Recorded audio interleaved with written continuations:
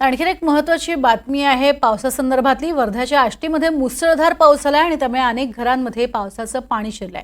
नागरिकांचंही मोठ्या प्रमाणात नुकसान झालंय।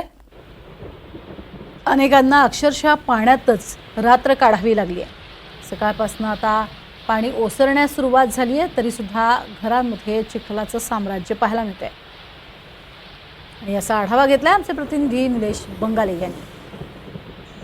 वर्ध्याच्या आष्टी तालुक्यामधील तळेगाव शामजी पंथमध्ये आज सायंकाळी आलेल्या पावसाने अचानक रौद्ररूप धारण करून मोठी नागरिकांची धावपळ यामध्ये उडालेली आहे।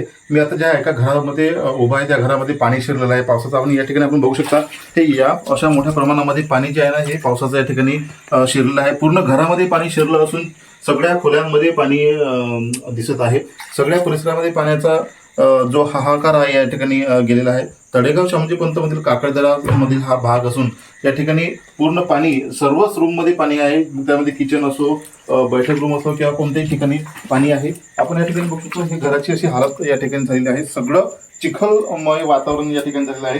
हे बैठक रूम आहे का घरातील, हे सर्व चिखल या ठिकाणी असं दिसत आहे। या सर्व परिस्थितीवर बोलण्यासाठी घरातील मंडळी आपल्यासोबत आहे, आपण त्याची संपर्क साधूया। मला सांगा या इकडे काय झालं, हे सगळं पाणी कसं काय शिरलं तुमच्या घरामध्ये? आणि समजा नालीच नाही आहे तर पाणी एकदम आलं, पूर्ण घरात आलं पाणी। तर नाली नसल्याच्यानं पाणी तर नुकसान होऊन आलं। हे सगळं फॅन खराब झाला, कूलर खराब झाला, गहू खराब झाले, सगळं घरात पाणी घुसलं आमच्या। किती पाणी होतं होती घरामध्ये? घरामध्ये चांगलं आहे, एवढं पाणी होतं टोंगळाभर पाणी होतं। अच्छा, टोंगळाभर पाणी होतं सांगतायत।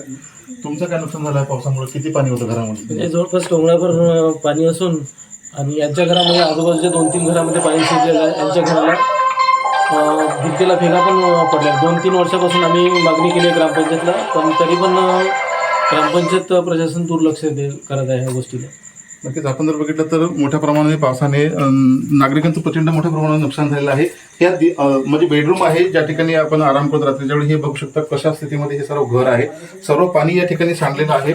सगळं चौबताल पाणी असून मोठ्या प्रमाणामध्ये नागरिकांचं जे आहे नुकसान या सर्व परिस्थितीमध्ये झालेलं आहे। त्यामुळे एकंदरीत या सर्व विषयावर तातडीने लक्ष देण्याची मागणी नागरिक करत आहेत। निलेश बंगाले, NTV मराठी, वर्धा।